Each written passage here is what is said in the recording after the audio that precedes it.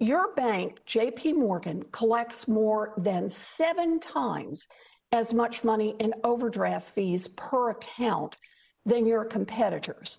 So, Mr. Dimon, how much did JP Morgan collect in overdraft fees from their consumers in 2020? Well, I think your numbers are totally inaccurate, but we'll have to sit down privately and go through that. These are public numbers. And I also want to point out we did not overdraft. Can you just answer my question? How much did JP Morgan collect? We did not overdraft at the Fed account. And at any request, so you never. Said they needed, I'm sorry, Mr. Dimon. That was Mr. Dimon. That was not the question. On request. Did you had an automatic protection? That was Senator Elizabeth Warren getting into a heated exchange with JP Morgan Chase Chairman and CEO Jamie Dimon during yesterday's Senate Banking Committee hearing. Joining me right now is the Consumer Bankers Association President and CEO, Richard Hunt. Richard, it's great to have you this morning. Thanks very much for joining me. First, give us your reaction about that exchange. She's zeroing in on overdraft fees, saying that JP Morgan had an automatic approval to no overdraft fees and the recommendation from the feds to say they can actually eliminate those fees during the pandemic. And she says they didn't. Well, Maria, good morning. And you wonder why people are sick and tired of Washington, D.C. politics not letting Jamie Dimon answer the question. Look, our banks moved heaven and earth over the past year during the pandemic crisis to make sure small businesses in financial need had the help and assistance. And one of the services is overdraft. Jamie Dimon and JP Morgan Chase did waive over 1 million overdraft fees for consumers just by asking the simple question or the simple fact that they had hardship problems.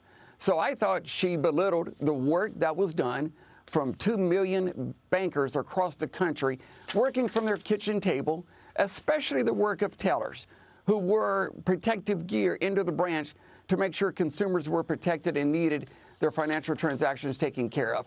This was an opportunity, Maria. And look, let me say this.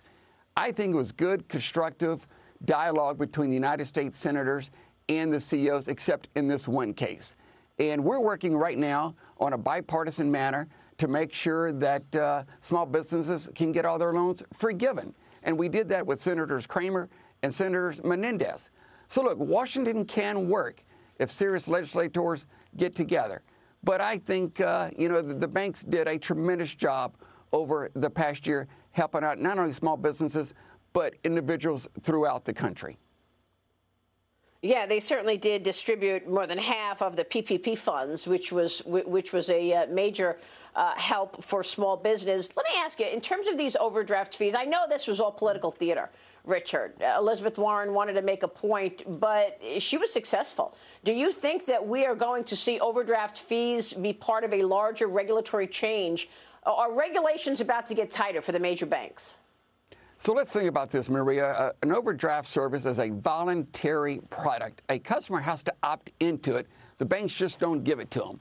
And look, there are people outside of Boston, Massachusetts, and Washington, D.C. who don't have a senator's salary and need help to make ends meet. And one thing I will caution members of Congress and the CFPB about, if you start limiting access to credit, where are consumers going to go, Maria? They're going to go to payday lenders. They're going to go to online lenders. Remember your guest the other day, Dick Beauvais, back when he was growing up, he had to go to the mafia to get credit. We should not be able to do that. We have to have banking regulation be sensible and reasonable.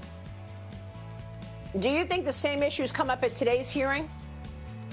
Yeah, I probably will. I'm hoping there'll be a little more there won't be any civil discourse. There'll be more substantive dialogue. It was great to hear Jamie Dimon and others talk about the possible housing crisis.